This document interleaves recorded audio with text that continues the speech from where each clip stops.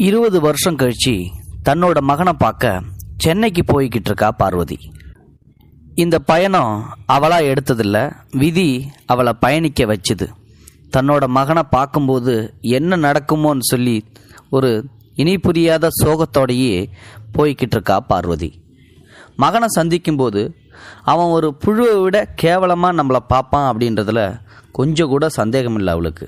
ஏன்னா அத்தனை காலமாக அவள் சுமந்துக்கிட்டு இருந்த ஒரு பெரிய பாரத்தை இறக்கி வைக்காமல் அவள் இறக்கக்கூடாது அப்படின்றதுக்காக தான் சாகிறதுக்கு முன்னாடி சில உண்மைகளை தன்னோட மகன்கிட்ட சொல்லணும்னு சொல்லி தன்னோட தோழியான மல்லியை கூட்டிகிட்டு பெங்களூர்லேருந்து சென்னைக்கு கிளம்பி போய்கிட்டு இருக்கா. ஆனால் பெங்களூர்லேருந்து கிளம்பும்போது இருந்த தைரியம் கொஞ்சம் கொஞ்சமாக குறைஞ்சிக்கிட்டே வந்து வாடகை காரில் ஏறி உக்காந்தப்போ சுத்தமாக கரைஞ்சி போயிருந்தது. வாசல்லேருந்து வீட்டுக்குள்ளே போகிறதுக்காவது அவளுக்கு அனுமதி கிடைக்குமா அப்படின்ற சந்தேகம் அவளுக்கு அதிகமாகவே இருந்துச்சு. ஆனால் அவன் எப்படி இருந்தாலும் எப்படி நடத்தினாலும் செஞ்ச தவறுக்கு குறைஞ்சபட்ச தண்டனையாக தான் இருக்கும் அப்படின்னு சொல்லி மனசுக்குள்ளே நினச்சா. மகனோட வீட்டை நோக்கி கார் போய்கிட்டே இருந்துச்சு. மனசு பின்னோக்கி பயணிக்க ஆரம்பிச்சிச்சு. அவளோட இளமை காலத்தில் நடந்த அந்த விஷயத்தை அவள் நினைக்க ஆரம்பித்தா. அப்போல்லாம் படிப்புலேயும் அழகுலேயும் ரொம்ப எல்லாரும் பாராட்டுறபடி இருந்தா பார்வதி. அவளோட அப்பா ரொம்ப அழகான பொண்ணு, நமக்கு படிப்புலேயும் கெட்டிக்காரியான பொண்ணு, இதுக்கப்புறம் நம்ம பொண்ணை இன்னொருத்தனுக்கு மனம் முடித்து அவன் கண்டிப்பாக நம்ம பொண்ணை நல்லபடியாக பார்க்கணும், சொக்க தங்கமான மாப்பிள்ளையாக பார்க்கணும், அரசாங்க உத்தியோகத்தில் இருக்கணும் அப்படின்னு சொல்லிட்டு அதே மாதிரியே ஒரு பையனை பார்த்தாரு நம்ம பார்வதியோட அப்பா. அந்த பையன் பேர் கணேசன். கணேசன் நல்ல வேலையில் இருந்தான், அரசாங்க உத்தியோகம், நல்ல சம்பளம், நல்ல குடும்பம், நல்ல பையனாக இருக்கிறதால பார்வதிக்கு பொருத்தமாக இருப்பான்னு பார்வதியோட அப்பா நினச்சாரு. ஆனால் பார்வதிக்கு கணேசனை கொஞ்சம் கூட பிடிக்கல. தன்னோட விருப்பத்தை அப்பா கிட்ட சொன்னா பார்வதி. அப்பா, எனக்கு இந்த கணேசனை பிடிக்கவே இல்லை, கருப்பாக இருக்கான், ஒல்லியாக இருக்கான், வேண்டாம்ப்பா, இவனை எனக்கு கல்யாணம் பண்ணி வைக்காதான்னு சொல்லி 2 நாள் சாப்பிடாம பிடிவாதம் செஞ்சா பார்வதி. குடும்ப நிர்பந்தம், வேற வழி இல்லாமல் கல்யாணத்துக்கு சம்மதிக்க வேண்டியது ஆயிடுச்சு. ஏன்னா அவங்க அப்பா அவ்வளோ ஸ்ட்ரிக்டாக சொன்னார், இந்த பையன் நல்லா சம்பாதிக்கிறான், நல்ல பையனாக இருக்கான், எந்த கெட்ட பழக்கமும் இல்லை, நிச்சயமாக உன்னை நல்லபடியாக பார்த்துருப்பான், அதனால் கல்யாணத்துக்கு சம்மதிக்கும்னு சொல்லி பார்வதியை கட்டாயப்படுத்தி சம்மதிக்க வச்சாரு அவங்க அப்பா. வேற வழி இல்லாமல் கல்யாணத்துக்கு பார்வதி சம்மதிச்சா. கல்யாணமும் நல்லபடியாக முடிஞ்சிச்சு. பார்வதியோட அப்பா சொன்ன மாதிரியே குணத்திலையும் சொக்க தங்கமாகவே இருந்தார் கணேசன். அன்பான மனுஷனாக இருந்த அவர் பார்வதி சொன்னதுக்கெல்லாம் தலையாட்டினார். எல்லா விதத்திலையும் அவளை அனுசரித்து போனார். பார்வதி அவங்களுடைய குணத்தில் எந்த குறையும் சுட்டி காட்டவே முடியல. ஆனால் வெளியே 4 பேருக்கு முன்னாடி அவரோட போகும்போது அவளுக்கு கொஞ்சம் அவமானமாக இருந்துச்சு. சோடா புட்டியோட கருத்த நிறத்தோட ஒல்லியாக இருந்ததால் பார்வதி அவள் கணவனான கணேசனை கூட்டிகிட்டு எப்பயுமே வெளியவே போக மாட்டாள். கல்யாணம் முடிஞ்ச 6 மாதத்துலேயே அவள் வீட்டுக்குள்ளேயே குடும்பம் நடத்தினான். அதனால் அவள் கர்ப்பமானா. வேண்டாத தெய்வம் இல்லை, என் கணவனை போல எனக்கு குழந்தை பிறக்கக்கூடாது, என்ன மாதிரி அழகான குழந்தை பிறக்கணும்னு சொல்லி அவள் நினச்ச மாதிரியே அவளுக்கு ஒரு அழகான குழந்தையும் பிறந்துச்சு. அது ஒரு ஆண் குழந்தை. அந்த குழந்தைக்கு ராகுல்னு பேர் வச்சா. ராகுல் நினச்ச மாதிரியே பிறந்ததால் அவனை பொத்தி பொத்தி வளர்த்தான். ராகுலுக்கு 2 வயசு இருக்கும். அப்போது அவளோட வீட்டுக்கு எதிரில் ஒரு கவர்ச்சியான ஆணழகன் ஒருத்தன் குடி வந்தான். தனியார் கம்பெனியில் வேலை செஞ்சுக்கிட்டு இருந்தான். அந்த இளைஞன் பார்க்கறதுக்கு சினிமா நடிகனை போல இருந்தான். ஆரம்பத்தில் அடிக்கடி சிநேகத்தோட புன்னகைத்த அவன் பின்னாடி அவளை பார்க்கும்போது நல்லா சிரித்து பேச ஆரம்பித்தான். பார்வதிக்கு அவன் கூட பேசுறது கொஞ்சம் பிடிச்சிருந்தது. அது மட்டும் இல்லை, பார்வதியோட பையனான ராகுல் கிட்ட அவன் அதிக அன்பை காட்டினான். பார்வதியோட குழந்தைய அடிக்கடி வண்டியில் ஏற்றிக்கிட்டு கடைவீதியில் வலம் வருவான்.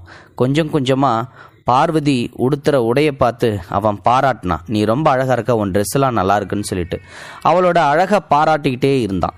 கொஞ்சம் கொஞ்சமாக அவளோட மனசில் இடம் பிடிச்சான் அந்த இளைஞன். கடைசியில் ஒரு நாள் அவள் சரின்னு சொல்லி சொன்னா அவளையும் அவள் குழந்தையையும் ஏற்றுக்க தயாராக இருக்கிறதா சொன்னான். ஆரம்பத்தில் அவன் சொன்னது தன்னோட வந்துடும்படியும் அவள் கணேசன்கிட்டருந்து சட்டப்படி விவாகரத்து வாங்கினதுக்கப்புறம் நம்ம திருமணம் செஞ்சுக்கலாம், குழந்தைய அழைச்சிக்கிட்டு போயிடலாம் அப்படின்னு சொல்லி அந்த இளைஞன் சொன்னான். ஒரு 2 மாதம் கழித்து இதையெல்லாம் சாதிச்சிடலாம், அப்புறம் கண்டிப்பாக நம்மளோட வாழ்க்கை நல்லா இருக்கும், சொர்க்கமாக இருக்கும்னு சொல்லி ஆசை காட்டினான் பார்வதிக்கு. ஒரு பலவீனமான மனநிலையில் எதையும் யோசிக்காம அவனோட அழகில் மயங்கி சரின்னு தலையாட்டினா பார்வதி. ஆனால் அவளுக்கு குழந்தைய விட்டுட்டு போவது தான் கொஞ்சம் தயக்கமாக இருந்துச்சு. முதல்ல கூட்டிகிட்டு போகலான்னு சொன்னான், அப்புறம் குழந்தைய விட்டுட்டு வந்துருன்னு சொல்லி சொன்னான். சில நாட்கள் தானே அப்படின்னு சொல்லி எப்படியாவது நம்ம பார்வதியை சமாதானப்படுத்தணும்னு சொல்லி சமாதானப்படுத்தி ஒத்துக்க வச்சுட்டான் அந்த இளைஞன். தன்னை மன்னிக்கும்படி கணவனுக்கு ஒரு கடிதத்தை எழுதி வச்சுட்டு அவனோட ஓடிப்போனா பார்வதி. 2 பேரும் பெங்களூரில் ஒரு லாட்ஜில் ரூம் எடுத்து தங்கினாங்க. 3 நாள் கழித்து அவளோட பணத்தையும் நகையையும் எடுத்துக்கிட்டு அங்கிருந்து காணாமல் போயிட்டான் அந்த இளைஞன். பார்வதிக்கு தூக்கி வாரி போட்டுருச்சு. இப்போ நடந்ததை கொஞ்சம் கூட அவளால் நம்ப முடியல. அவன் திரும்பி வருவான்னு சொல்லி எதிர்பார்த்து காத்துக்கிட்டு இருந்தவளுக்கு கொஞ்சம் கொஞ்சமாக தான் புரிய ஆரம்பிச்சது, நிச்சயமாக அவன் திரும்பி வரவே மாட்டான் அப்படின்னு சொல்லிட்டு. அந்த நிமிஷம் இந்த உலகமே பார்வதிக்கு நரகமாக தெரிஞ்சிச்சு. அந்த லாட்ஜில் தங்குனதுக்கான காசு கூட கொடுப்பதற்கு அவகிட்ட பணம் இல்லை. நல்ல வேலையா அவளுக்கு அப்போ தான் ஞாபகம் வந்துச்சு, அவளோட தோழி இங்கே தான் பெங்களூரில் வேலை பார்த்துக்கிட்டு இருந்தா அப்படின்னு. அப்போ அவளுக்கு ஞாபகம் வந்து அவளோட ஃபோன் நம்பர் இருந்ததால் ஃபோனை போட்டு அவகிட்ட விஷயத்த சொன்னா பார்வதி. அவளை வர சொன்னான். கல்யாணம் பண்ணிக்காமலேயே தனியாக வசித்து வந்த மல்லி பார்வதியை தன்னோட வீட்டுக்கு கூட்டிக்கிட்டு போனான். கொஞ்ச நாட்கள் சாப்பிடாமலும் தூங்காமலும் பித்து பிடிச்சது மாதிரி இருந்த தன் தோழியை பார்த்து ஆரம்பத்தில் பயந்தே போனான். அவள் தற்கொலைக்கு முயல்வாளோ அப்படின்ற சந்தேகம் கூட மல்லிக்கு இருந்துச்சு. அவளோட சந்தேகத்தை ஊகித்தது மாதிரியே வறண்ட குரலில் பார்வதி சொன்னான், பயப்படாத மல்லி, நான் கண்டிப்பாக தற்கொலைலாம் செஞ்சிக்க மாட்டேன். நான் செஞ்ச தப்புக்கு நான் அனுபவிக்க வேண்டியது இன்னும் நிறைய இருக்குது. அதை முழுசும் அனுபவிக்காமல் நான் கண்டிப்பாக சாக விரும்பலை அப்படின்னு சொல்லி சொல்லும்போதே அவளோட வார்த்தையில் சுய வெறுப்பு பரிபூர்ணமாக தெரிஞ்சுது. அது காலப்போக்கில் வடிஞ்சிடுன்னு சொல்லி மல்லி நினச்சா. ஆனால் அது நிரந்தரமாக பார்வதியோட மனசுக்குள்ளேயே தங்கி போச்சு. 1 மாதம் கழித்து மல்லி கேட்டா, பார்வதி இனி என்ன செய்ய போற அப்படின்ற மல்லியோட கேள்விக்கு, எனக்கு இங்கே ஏதாவது வேலை வாங்கி தரியா அப்படின்னு சொல்லி பார்வதி கேட்டா. அப்படின்னா நீ திரும்ப உன் வீட்டுக்கு போகலையா அப்படின்னு சொல்லி மல்லியோட கேள்வி கேட்டப்போ பார்வதி கூனி குறுகிட்டா. 3 நாள் நான் இந்த சாக்கடையில் விழுந்துட்டு அழுகி போயிட்டேன். அந்த நல்ல மனுஷனுக்கு மனைவியாவோ அவரோட குழந்தைக்கு தாயாவோ இருக்கிற அருகதையை நான் இழந்துட்டேன் மல்லி அப்படின்னு சொல்லி சொல்லும்போது பார்வதியோட கண்களில் கண்ணீர் சிந்துச்சு.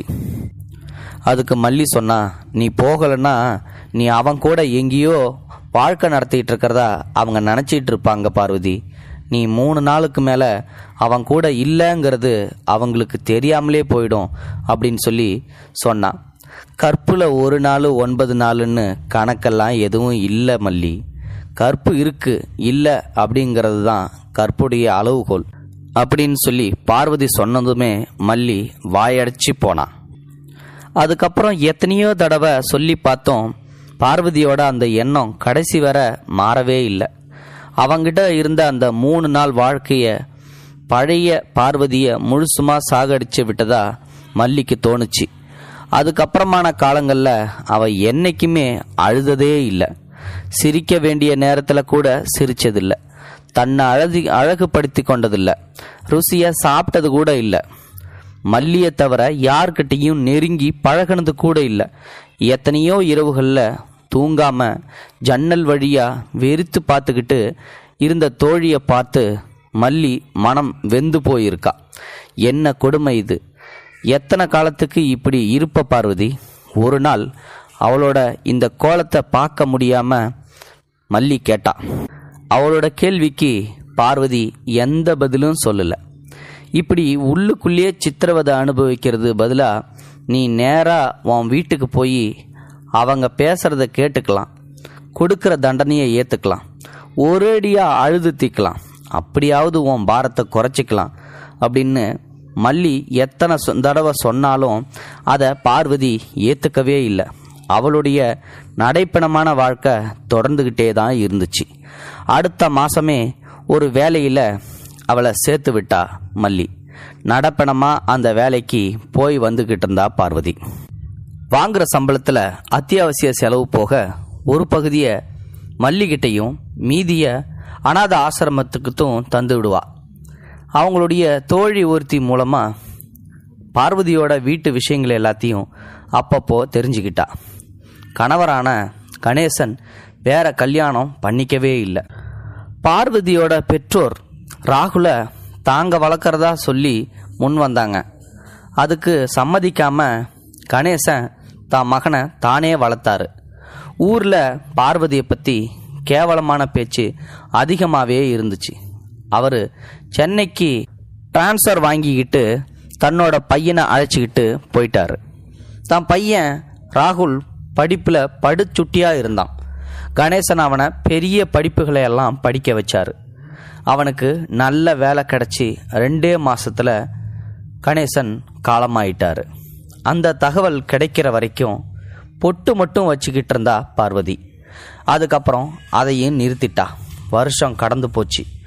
அவர் இறந்து 3 மாதம் கழிச்சதுக்கப்புறம் பார்வதிக்கு உடல் நலம் பாதிக்கப்பட்டுச்சு. பார்வதியை மருத்துவமனையில் பரிசோதித்து அவளுக்கு அப்போ தான் தெரிஞ்சுது கேன்சர் முற்றிய நிலையில் இருக்கிறது. நோய் வந்ததுக்கப்புறம்தான் பல நாள் யோசனைக்கு அப்புறம் இறப்பதற்கு முன் ஒரு முறையாவது தன்னோட மகனை சந்திக்கணும்னு சொல்லி முடிவு பண்ணா பார்வதி. அவள் தன்னோட முடிவை மல்லிகிட்ட சொன்னப்போ மல்லிக்கு ரொம்பவே அதிர்ச்சியாக இருந்துச்சு. தன்னோட காதுகளை தன்னாலே நம்ப முடியல. பேச வார்த்தை இல்லாமல் தோழியோட கைகளை பிடிச்சிக்கிட்டு இறுக்கமாக அழுதா. எத்தனையோ முறை இது பற்றி சொல்லியும் கேட்காத பார்வதி மரணம் பக்கத்தில் வந்ததால் தன்னோட மகனை சந்திக்கணும்னு சொல்லி மனமாற்றத்தை அடைஞ்சதால் மல்லி மனசு நெகிழ வச்சிருச்சு.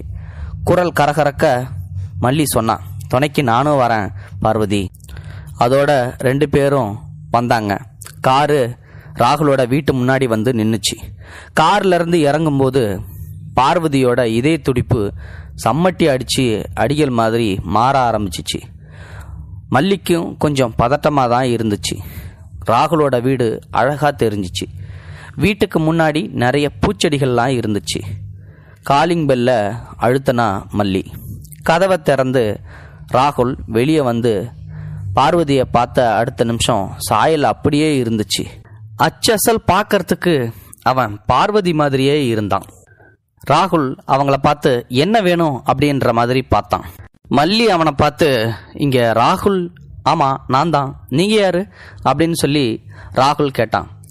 என் பேர் மல்லி, இது என் சிநேகிதி பார்வதி, உங்களை பார்க்க வந்தோம். தாயோட பேர் கேட்ட உடனே ராகுலுக்கு அவளை அடையாளம் தெரியல. மல்லிக்கு அவனை தவறு சொல்ல தோணல. அவனுக்கு அவன் தாயின் நினைவு எல்லாம் ஏதாவது பழைய புகைப்படத்தினுடைய இருக்கலாம். அந்த அழகு பார்வதிக்கும் இன்றைய நடைப்பணமாக இருக்கிற பார்வதிக்கும் தோற்றத்தில் கொஞ்சம் கூட சம்பந்தம் தெரியல. உள்ளே வாங்க அப்படின்னு சொல்லி 2 பேர்த்தையும் ராகுல் கூப்பிட்டான். உள்ள வரவேற்பறையில் 2 புகைப்படங்கள் சுவத்தில் தொங்கிக்கிட்டு இருந்துச்சு. ஒன்றில் கணேசனோட புகைப்படம் மட்டும் இருந்துச்சு. இறப்பதற்கு சில காலத்துக்கு முன்னாடி எடுக்கப்பட்ட புகைப்படம் மாதிரி இருந்துச்சு. அந்த புகைப்படத்திற்கு சந்தன மாலையும் போடப்பட்டு இருந்துச்சு. இன்னொன்னுல கணேசனும் பார்வதியும் கை குழந்தையான ராகுலும் இருந்தாங்க. உட்காருங்க அப்படின்னு சொன்னா ராகுல். 2 பேரும் அங்கிருந்த சோஃபாவில் உட்கார்ந்தாங்க. பார்வதியோட கண்கள் கணேசனோட புகைப்படத்திலேயே நிலச்சி நின்றுச்சு. அவ போனதுக்கப்புறம் இன்னொரு திருமணம் செஞ்சு கொள்ளாமலேயே மகனை தன்னந்தனியே வளர்த்து ஆளாக்கி நல்ல நிலைக்கு கொண்டு வந்து கடமையெல்லாம் முடிச்சதுக்கப்புறம் இறந்து போன அந்த நல்ல மனுஷனை அவ பார்த்தா. அவளோட கண்கள் லேசா கலங்குச்சு. தான் தோழியை பார்த்து கொண்டிருந்தா மல்லி. 20 வருட காலத்தில் முறையா பார்வதி கண் கலங்குறா அப்படின்றத யோசிச்சா மல்லி. பார்வதியோட பார்வை கணேசனோட படத்தில் நிலச்சதும் அவளோட கண் கலங்கினதும் அவ பேரு பார்வதி அப்படின்னு சொல்லிட்டு கூட வந்த பெண்மணி சொன்னதையும் எல்லாம் சேர்ந்தப்போ நம்ம ராகுலுக்கு அவ யாரு அப்படின்றது புரிய ஆரம்பிச்சுது. ராகுல் முகத்துல சொல்ல முடியாத உணர்ச்சிகள் தெரிஞ்சிச்சு. அவன் இன்னொரு புகைப்படத்தில் இருந்த தாயோட உருவத்தையும் இப்போ எதிரில் உட்காந்துருக்கிற உருவத்தையும் ஒப்பிட்டு பார்த்தான். ஒற்றுமை சுத்தமா இல்லை அப்படின்னாலும் அவ தான் தன்னுடைய தாய் அப்படின்றத சொல்லாமலேயே உறுதி பண்ணினான். அவன் தெரிஞ்சுக்கிட்டான் அப்படின்றது 2 பேருக்குமே தெரிஞ்சுது. கொஞ்ச நேரம் அங்க ஒரு கனத்த மௌனம் நிலவுச்சு. ஆனா பார்வதி நினைச்சது போலயே பயந்தது போலவே அவன் அவளை அடிச்சு துரத்தவோ கேவலமா நடத்தவோ இல்லை. பார்வதிக்கு நாக்குல வாய்க்குள்ளேயே ஒட்டிக்கிச்சு போல இருந்துச்சு. எத்தனையோ சொல்ல நினைச்சது, ஆனா ஒண்ணுமே சொல்ல முடியல. ராகுலோ அந்த மௌனத்தை கலைச்சான். நீங்க ஒரு நாள் கண்டிப்பா வருவீங்கன்னு அப்பா சாகிற வரைக்கும் சொல்லிக்கிட்டே தான் இருந்தாச்சு அப்படின்னு சொன்னதும் பார்வதியோட கண்கள் குளமா ஆயிடுச்சு. நான் அப்படின்னு சொல்லி அதுக்கு மேல பார்வதியால பேச முடியல. ராகுல் சொன்னான், நீங்க எதுவுமே சொல்ல வேண்டாம், அப்பா எல்லாத்தையும் என்கிட்ட சொல்லிட்டாரு. நீங்க அழகு, அவரு அழகு இல்லை அப்படின்னு அவருக்கு தாழ்வு மனப்பான்மை இருந்ததாகவும், உங்களை எப்பயுமே அவர் சந்தேகப்பட்டுட்டு இருந்ததாகவும், அடிக்கடி உங்களை சித்திரவதை செஞ்சதாகவும், ஒரு நாள் அந்த சித்திரவதையை தாங்க முடியாம தான் நீங்க வீட்டை விட்டு ஓடி போனதாகவும் அவர் சொல்லி இருக்கிறாரு அப்படின்னதும், இது என்ன புதுக்கதை அப்படின்னு சொல்லி திகைச்சு போனா மல்லி. ராகுல் அவளை அடிச்சு துரத்தாம இருந்த காரணம் அப்போதான் பார்வதிக்கு புரிஞ்சிச்சு. ராகுல் தொடர்ந்து சொன்னான், அவர் சாகிறப்போ கடைசியா என்கிட்ட கேட்டுக்கிட்டது இதுதான், ஒரு நாள் இல்லை ஒரு நாள் கண்டிப்பா நீங்க திரும்பி வந்தா உங்ககிட்ட முடிஞ்ச கதை எல்லாத்தையும் பேசி கேட்டு புண்படுத்தாம ஒரு நல்ல மகனா உங்களை கடைசி வரைக்கும் பார்த்துக்கணும்னு அப்பாவோட கடைசி ஆசையா சொல்லிக்கிட்டே இருந்தாரு. அப்படியே பார்வதி உடஞ்சி போனான். இத்தனை வருடங்கள் சேர்த்து வச்சிருந்த துக்கம் இந்த வார்த்தைகளால ஒரே கணத்துல பல மடங்கா பெருகி வெடிச்சு அவ எழுந்திருச்சு. அந்த மனிதர் புகைப்படத்திற்கு அருகே போய் கை கூப்பி கொண்டு கீழே சரிந்தபடி குலுங்கி குலுங்கி அழுதா. இறக்குற வரைக்கும் அவளை பத்தி ஒரு தவறு கூட சொல்லாம இறக்கும்போது அவளுக்காக மகனை வேண்டிக்கிட்ட இப்படிப்பட்ட மனிதரை கணவரா பெற அவ என்ன தவம் செய்து விட்டா. அப்படிப்பட்ட மனிதரை விட்டுட்டு ஓடி அவ என்ன ஒரு முட்டாள்தனம் செஞ்சிட்டா அப்படின்னு அவ மனசுக்குள்ள குலுங்கி குலுங்கி அழுதா. அவளை சமாதானப்படுத்த ராகுல் முயன்றப்போ அவங்கிட்ட மல்லி மெல்ல முணுமுணுத்தா. வேண்டாம், அவளை விட்டுடு, அழட்டும், அவ முடிஞ்ச வரைக்கும் அழட்டும். அவ இந்த 20 வருஷமா ஒரு தடவை கூட அழுகவோ சிரிக்கவோ இல்லை. அழுது குறைய வேண்டிய துக்கம் இது, அழுதே குறையட்டும். மல்லி சொன்னதை யோசிச்சுக்கிட்டே ராகுலும் தன் தாய் பார்வதி அழுவுறத பார்த்துக்கிட்டே உக்காந்துருந்தான். மானசீகமா கணேசனுக்கு நன்றி சொன்னா மல்லி. மலையா நினைச்சி பயந்த விஷயத்த அந்த நல்ல மனுஷன் ஒண்ணுமில்லாம செஞ்சிட்டாரு. அவ நிம்மதி பெருமூச்சு விட்டா. ஆனா கொஞ்ச நேரத்திலே அழுது ஓய்ந்த பார்வதி மகனை பார்த்து உடைந்த குரல்ல சொன்னா, அவர் சொன்னதெல்லாம் பொய். அப்போதான் நம்ம மல்லியோட நிம்மதி காணாம போனது. எல்லாம் நல்லபடியா வர்ற வேலையில இவ ஏன் இப்படி சொல்றா? கஞ்ச அடையால தோழி பேசுறத நிறுத்த சொன்னா. ஆனா தன் தோழி கஞ்சாட காட்டினதுமே பார்வதி அதை அலட்சியம் செஞ்சிட்டா. அவ எல்லா உண்மையும் சொல்ல துணிஞ்சிட்டா. என்ன அவர் சித்திரவதை செய்யலப்பா, ஏன் ஒரு தடவை கூட என்னை முகம் சுழிச்சது கூட கிடையாது. அந்த தங்கமான மனுஷனை பத்தி நீ தப்பா நினைச்சிடக்கூடாது. நான் நல்லவே இல்லை, எல்லா தப்பும் என் மேலதான் என்று ஆரம்பித்தவள் ஒன்று விடாம நடந்தது எல்லாத்தையும் சொன்னான். ஒரு நீதிபதி முன் குற்றவாளி தன் முழு குற்றத்தையும் ஒத்துக்கொள்வது போல ஒத்துக்கொண்டான். எல்லாத்தையும் சொல்லிவிட்டு, நீ என்னை எப்படி தண்டித்தாலும் நான் ஏற்றுக்கொள்ள தயார் அப்படிங்கிற மாதிரி தன் மகனை பார்த்தபடி நின்றாள். பரிதாபமாக ராகுலை பார்த்தா மல்லி. பார்வதி சொன்ன எல்லாத்தையும் கேட்டுவிட்டு கொஞ்ச நேரம் ஒன்றும் சொல்லாம அவளையே ஆழமா பார்த்துக்கிட்டு இருந்தான் ராகுல். பின் மெல்ல சொன்னான், அவர் சொன்னது பொய்ன்னு எனக்கு தெரியும். திகைப்புடன் ராகுலை பார்த்தா மல்லி. அவன் தாயை பார்த்து தொடர்ந்து சொன்னான். எனக்கு நினைவு தெரிஞ்ச நாள்ல இருந்து அவரை பார்த்து வளர்ந்த எனக்கு அவர் என்ன செய்வார் என்ன செய்ய மாட்டார்னு தெரியாதாம்மா. பெரியவனான பிறகு சில உறவுக்காரங்க மூலமாக எனக்கு உண்மை எல்லாமே தெரிஞ்சு போச்சு. ஆனால் அப்பா கிட்ட நான் உண்மை தெரிஞ்ச மாதிரி காட்டிக்கல. எனக்கு அம்மாவுக்கு அம்மாவா அப்பாவுக்கு அப்பாவா எல்லாமுமா இருந்த அந்த மனுஷர் என்கிட்ட இதுவரைக்கும் வேற எதையுமே கேட்டதில்லை. சாகிறதுக்கு முன்னாடி அவர் கடைசியாக கேட்டது, உங்ககிட்ட பழச கேட்கக்கூடாது, எதுவும் கேட்காம உங்களை ஏற்றுக்கிட்டு கடைசி வரைக்கும் நல்லபடியாக உங்களை பார்த்துக்கணும் அப்படின்றது மட்டும்தான். அதனால் அதை அப்படியே செய்ய நான் தயாராக இருந்தேன்னாலும் மனசால் உங்களை என்னால் மன்னிக்க முடியல. பார்வதி தலை குனிஞ்சபடி புரிகிறது என்பது போல தலையாட்டினான்.